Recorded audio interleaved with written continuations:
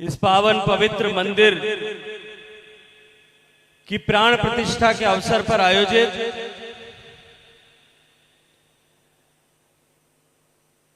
इस जामवानी कथा के शुभ प्रसंग के अवसर पर हम सब के बीच व्यासपीठ पर आसीन श्रद्धेय श्री रामाचार्य जी महाराज के श्री चरणों में प्रणाम करता हूं, अभिवादन करता हूं। मंच पर उपस्थित संत श्री भागीरथ जी शास्त्री और जांबा के महंत श्रद्धेय प्रेमदास जी महाराज के श्री चरणों में भी प्रणाम करते हुए उनका अभिनंदन करते हुए अभिवादन करना चाहता हूं। मित्रों, आज हम सब लोग इस लेवा की पवित्र धरती पर जब इस धार्मिक उत्सव में यहां एकत्रित आए, हम सब के बीच में मंच पर समाज के वरिष्ठ नेता, जोधपुर के पूर्व सांसद, राजस्थान सरकार के पूर्व मंत्री और वर्तमान में राजस्थान सरकार के जीव जंतु कल्याण बोर्ड के सम्मानित अध्यक्ष आदरणीय जसवंत सिंह जी हम सब के बीच में विराजमान है। मैं उनको भी बहुत सारा अभिनंदन करना चाहता हूं। मंच पर उपस्थित सम्मानित विधायक और आप सब के लाडले, आप सब के परिवार के सदस्य, आप सब की आवाज बनकर के विधानसभा में गूंजने वाले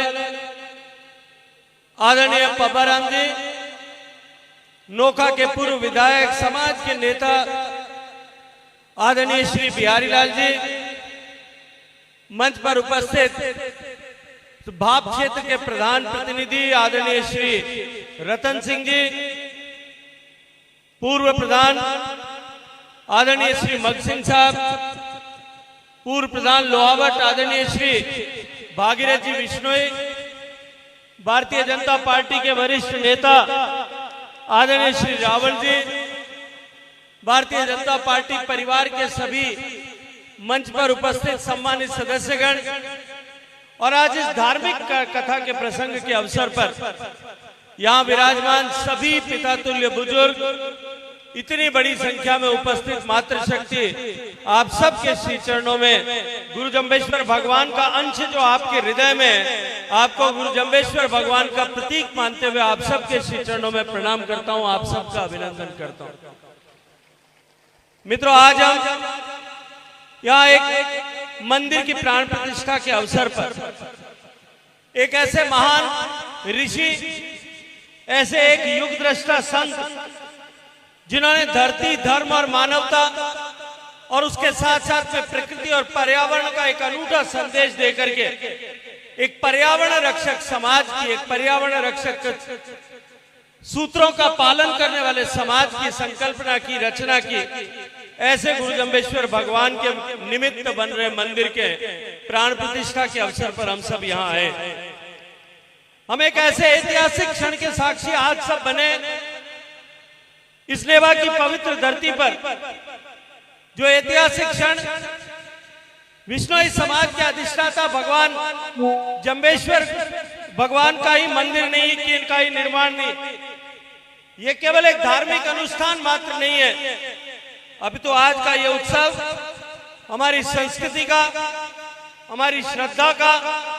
और पर्यावरण चेतना के प्रति जो हमारा संकल्प है,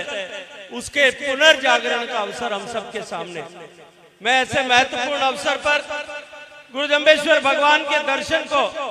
उनकी सीख को, उनकी आज्ञाओं को शिरोधार्य करते हुए, उनकी आज्ञाओं के प्रसार के लिए, उनके द्वारा दी गई चेतना को समाज में निरंतर व्यापित होती रहे, उस चेतना के व्याप को आगे बढ़ाने के लिए ये जो महत्वपूर्ण संकल्प लेकर के एक छोटे से कालखंड में इतना भव्य और विशाल मंदिर आप सबने बनाया। मैं इस मंदिर की कल्पना करने वाले और इस मंदिर को निर्माण में अग्रणी भूमिका निभाने वाले आदरणीय हजारी जी का भी बहुत सारा अभिनंदन करते हुए इनको भी अभिवादन करना चाहता हूं। मैं धन्यवाद करना चाहता हूं हर उस व्यक्ति का जिसका कहीं न कहीं किसी न किसी रूप में प्रत्यक्ष परोक्ष सहयोग इस विशाल मंदिर के निर्माण में रहा होगा, क्योंकि उन्होंने गुरु जम्बेश्वर भगवान ने जब विष्णुई संप्रदाय की रचना की और जो 29 गुण हम सबको दिए थे, उन 29 गुणों को जिन्होंने प्रकृति, ईश्वर और प्राणी मात्र के बीच में एक सामंजस्य बिठाने की जो कल्पना उन्होंने की थी, उस विचार को आगे प्रतिपादित करने के लिए इतना महत्वपूर्ण और इतना विशाल स्थान इस पूरे क्षेत्र में जो है उसका निर्माण किया है। गुरु जम्बेश्वर भगवान ने हमें सिखाया कि धर्म केवल पूजा का विषय नहीं, धर्म केवल कर्मकांडों तक सीमित नहीं है। उन्होंने कहा कि धर्म जीवन जीने की रीति है और सह अस्तित्व के साथ में जीवन जीने की रीति। उन्होंने गुरु जम्बेश्वर भगवान ने हमें सीख देते हुए कहा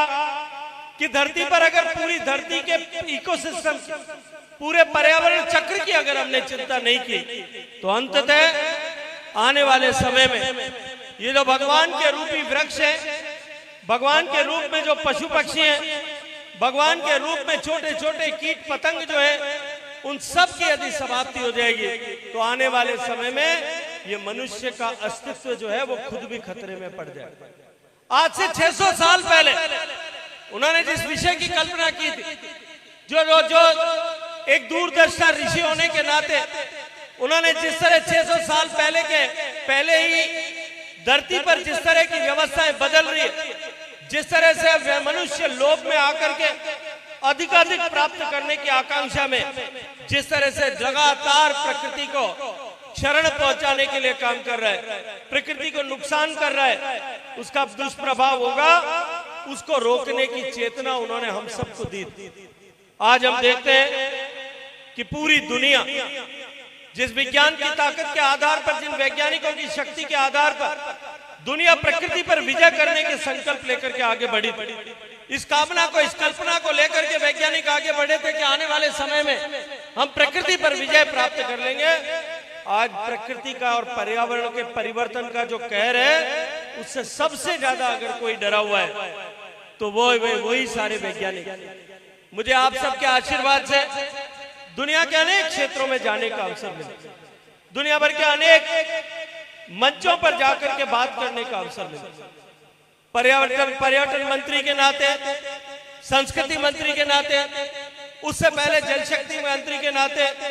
और आप सबके आशीर्वाद से भारत के कृषि मंत्री के नाते मुझे दुनिया के विभिन्न मंचों पर जाकर के बात करने का सौभाग्य मिला। और मैं जब वहां चर्चा करता हूं, वहां लोगों को चिंतन करते हुए देखता हूं, लोग जब आज प्रकृति और पर्यावरण का जो परिवर्तन हो रहा है, जो जलवायु का परिवर्तन हो रहा है, उस जलवायु के परिवर्तन की भीषणता और भयावहता की, उसके बनने के कारण से, उसके बदलाव के कारण से किस तरह का संकट आने वाला है, मनुष्य मात्र के जीवन के साथ में किस तरह का संकट आने वाला है, उसकी जब भयावहता को महसूस करता हूं, तब मुझे उस मंच पे खड़े होकर के गुरु जम्बेश्वर भगवान का स्मरण आता है। और मैं वहां कहता हूं, जब वो पेड़ लगाने की बात करते हैं, मैं वहां मंच पर खड़े होकर के कहता हूं कि आज हम जिस विषय की बात कर रहे हैं, मैं उस क्षेत्र से आता हूं जहां 363 माताओं बहनों ने केवल उस वृक्ष की रक्षा के लिए अपने आप को बलिदान कर दिया।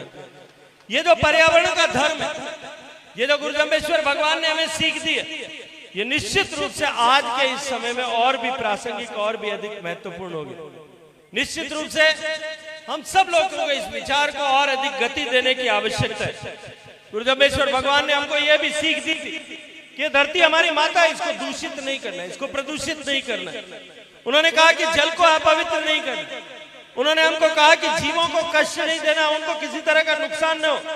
छोटे से छोटे कीट से लेकर के धरती में हर प्राणी की अपनी महत्ता, उपयोगिता और विशेषता है। उसका होना उस पूरे जीवन चक्र के लिए कहीं ना कहीं आवश्यक है। उस हरेक के संरक्षण की सीख हमको दी थी। आज उनकी ये सीख हम कुछ अंश तक निश्चित रूप से पालन करते हैं, मैं अभिनंदन करना चाहता हूं। लेकिन महाराज, मैं आपको भी निवेदन करना चाहता हूं, रामाचार्य जी महाराज कथा पीठ पर, व्यास पीठ पर बैठे, हमको आप विचार करना पड़ेगा। आज जब जिस मुकाम पर आकर के खड़े हो गए, जिस तरह से धरती को प्रदूषित हम निरंतर करते जा रहे, जिस तरह से धरती में ये केमिकल फर्टिलाइजर, रासायनिक खाद का उपयोग, दवाइयों का उपयोग, अंधाधुंध उपयोग हम अपने लालच के लिए, अपने फसल के लिए, फसलों को बढ़ाने के लिए जिस तरह से कर रहे हैं, हम कहीं न कहीं गुरु जम्बेश्वर भगवान ने जो धरती के संरक्षण की जो हमको मंत्र दिया था, हम उसके विरुद्ध कहीं न कहीं करते हैं। हमको इस पर विचार करना पड़े। आज पूरी दुनिया जो है वो ऑर्गेनिक खेती की तरफ शिफ्ट हो रही। माननीय प्रधानमंत्री जी और देश की सरकार भी लोगों को उस दिशा में अग्रसित करने के लिए निरंतर काम कर रहे हैं। संयुक्त राष्ट्र संघ और दुनिया के दूसरे देश भी, दुनिया के दूसरे देशों में रहने वाले लोग भी उस बात पर विचार कर रहे हैं। लोगों का उपयोग करने वाले लोगों के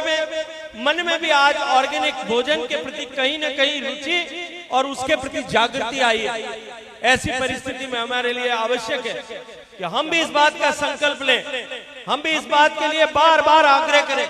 मैं कथा पीठ पर बैठे हुए, व्यास पीठ पर बैठे हुए अक्षरदेव स्वामी जी को भी अर्ज करना चाहता हूं कि हमको भी इस बात को प्रचारित प्रसारित करना पड़ेगा, बार बार लोगों से आग्रह करना पड़ेगा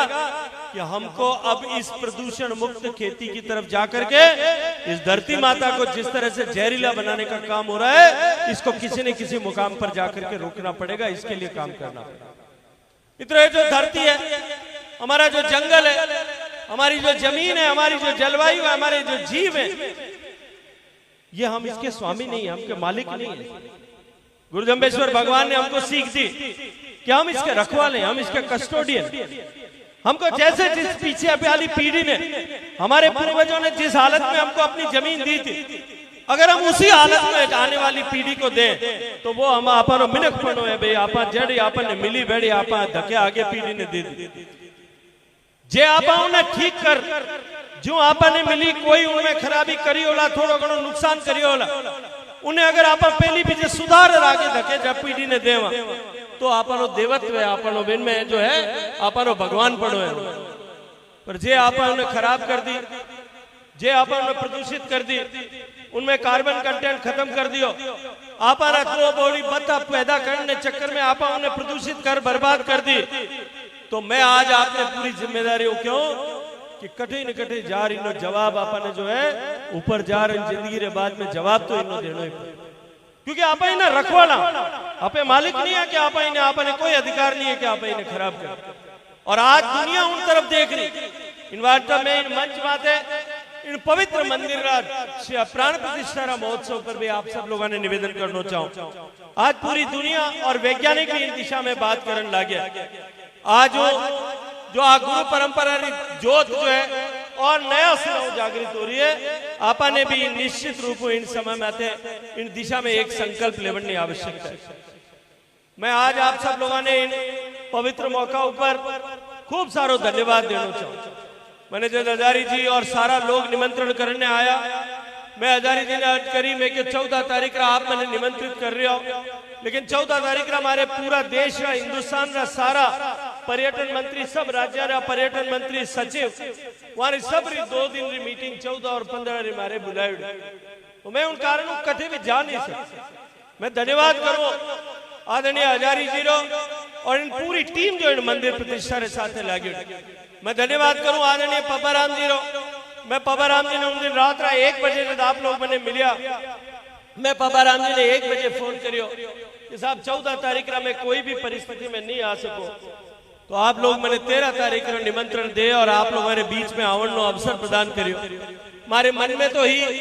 कि मैं थोड़ा टाइम बाद आ जाऊं, 2 बोल रामाचार्य जी महाराज की कथा रा मने भी सुनने मिली, लेकिन बम्बई वो ले और बीकानेर आयो, बीकानेर थोड़ी जहाज लेट हो गयो, 1-1.5 घंटा बीकानेर में कोई एयरफोर्स की एक्सरसाइज चल रही, उन्हें कारण वो लेट पहुंचे और उन्हें बाद में लगातार कार्यक्रम में करता करता जब आप लोगों ने बीच में 4 बजे तक आयो, लेकिन इतनी बड़ी संख्या में मातृशक्ति अठे विराजमान है। आप सब लोग मैंने अठे उपस्थित रहे, आशीर्वाद दियो। मैंने ध्यान है कि आप सब लोगों ने घरे जानो होला, दुआरी करनी होला, शाम रो टाइम में आप सब लोगों ने खूब सारो काम भी होला, लेकिन फिर भी आप सब लोग जब मैंने आशीर्वाद देवने अठे सब लोग विराजा, मैं मातृशक्ति ने विशेष रूप में धन्यवाद देता था। आदरणीय हजारी जी रो, आदरणीय जसवंत सिंह जी, आदरणीय पब्बाराम जी और आप सब लोग खूब सारो धन्यवाद और अभिनंदन ज्ञापित करो। अब आप सब लोग बात करी कि अठे अपन डेवा में कॉलेज खुलनो चाहिए, कॉलेज खोलने बारे में आप लोग चर्चा करिए। मैं तो आपने भरोसा दिला सकता कि एक बार माननीय मुख्यमंत्री जी बात कर वहां चर्चा कर, अगर कोई भी तरह की परिस्थिति में अठे राजकीय महाविद्यालय बनने की स्वीकृति जो है करने रचना हो सके, छात्रानी उपलब्धता की करोई, भवन री उपलब्धता की करोई, उन्हें सब री जानकारी कर आदरणीय पवाराम जी ने आग्रह करो कि इन्हों एक प्रतिवेदन राज्य सरकार में भेजे और उन्हें एक प्रति मैंने दे दे, तो मैं भी हमारी तरफ पूरी ताकत लगा और अपन अठे इंटरनो काम हो सके, स्कूल कॉलेज खुल सके, इन बारे में मैं जो है जरूर विषय ने मुख्यमंत्री जी तक पहुंचाने वास्ते काम करूं। आज में वो धार्मिक अवसर है, न तो राजनीति की बात करने अवसर है, न कोई कामकाज की बात करने अवसर, लेकिन सिर्फ इतो कह सकते कि आज जिन दिशा में हमारा देश आगे बढ़ रही, जिन तरह हमारा देश को मान और सम्मान पूरी दुनिया में स्थापित हो रही है, और माननीय मोदी जी एक संकल्प ले देश में आगे बढ़ा रहा है कि 2047 तक जब हमारा देश की आजादी का 100 बरस पूरा हुई, 1947 में लाखों लोगों की कुर्बानी वहां पर देश आजाद हुआ, और आज 2047 में जब देश 100 साल आजादी का पूरा करे, आपने कहने वो एक मौका है, एक अवसर है कि आप भारत में 2047 में जब भारत की आजादी का 100 बरस पूरा हुए, जब तक आप देश ने विकसित भारत बना, और जो लोग देश की रक्षा रे वास्ते या देश ने स्वतंत्र कराने वास्ते जो लोग अपनी कुर्बानी दी, अपनो बलिदान दियो, जो अपनो योगदान दियो, वहां सब ने एक सच्ची श्रद्धांजलि आप देश का इन दिशा में आगे बढ़ने आवश्यक है। और माननीय प्रधानमंत्री जी आग्रह कि इन बारह अगर कोई दिशा में कोई रास्ता जावे, देश ने विकसित करना उन रास्तों कोई अगर है तो वो है कि अपने देश ने आत्मनिर्भर बनाना पड़े। आज अपनो देश सुई ले और हवाई जहाज तक खुद आप बना रहे, आज अपनो देश नित नया वैज्ञानिक आविष्कार कर रहे हैं, लेकिन साथ साथ हर क्षेत्र में अपना देश आत्मनिर्भर बने, इन वास्ते आपने एक संकल्प करने की आवश्यकता है कि आप जो भी कोई सामान आपने घर में खरीदा, जो भी कोई आपने घर में उपयोग के वास्ते खरीदा, वह सब आप भारत में बनी स्वदेशी चीज खरीदा। मैं देखूं दिवाली रा पहली आपने दिया करता, मिट्टी रा दिया लाता, आजकल वे लाइटा लगा हुए बाप जी चकमक करे लाइट, वे सब लाइटा जो है चीन बन रहा। आपने इन बारे में विचार करने की आवश्यकता है कि आप सहज रूप छोटी छोटी चीज में अगर आप ध्यान रख तो आप इन देश को भलो कर सका, योगदान कर सका, इन देश ने विकसित बनाने में अपनी भूमिका रो निर्वहन कर सका। मैं इतो ही कहता था, आज घणो लंबो बात नहीं करा, फिर कदे अवसर आई आप सब लोगों ने सामी दूसरा विषय पर भी बात करा, लेकिन इतो आप लोगों ने निवेदन करना चाहूं कि विष्णु समाज रा जितना भी महंत है, जितना भी संत है, वहां सब रो और आप सब रो आशीर्वाद हमेशा मैंने मिले। एक परिवार रा सदस्य की तरह आप लोग हमेशा मैंने आशीर्वाद दियो, हमेशा हर मौका पर, अब की में, सीधी में, सब जगह पर जिन तरह मैंने एक तरफा आशीर्वाद दे, थोड़ा गदारी से टेढ़ा मेढ़ा हो गया पर हमें ठाणे आ गया यही पास। हमारे बाप जी मन कहता जब मैंने आप जो है हजारी जी साफा पहरायो, जब मैंने गुरु जी कियो संत भागीरदास जी महाराज मैंने फरमायो कि भाई थाने पटको पहरावे थे ही पाछो पहरा तो आज जो बराबर हो जावे, तो आप क्या हो तो पहरा तो भले भाई। हजारी जी तो राजा या पहरे नहीं तो क्या, मैं तो तैयार ही बैठो पहराओ तो पहरा दो, आप लोग सब क्यों जो करूं मैं। तो फिर कदे कोई राजनीतिक मंच आए उन दिन इन्नी बात कह रहा, लेकिन आप सब ने खूब सारो धन्यवाद करता था, हजारी जी रो भी खूब खूब अभिवादन करता था। मैं आप सब ने आज इन मंदिर की प्राण प्रतिष्ठा रो मौका ऊपर खूब सारी बधाई अर्ज करो, खूब सारो आप सब रो अभिनंदन करता था, आप सब रो धन्यवाद करो। बोलो गुरु जम्बेश्वर भगवान की, बोलो जम्बेश्वर भगवान की। आज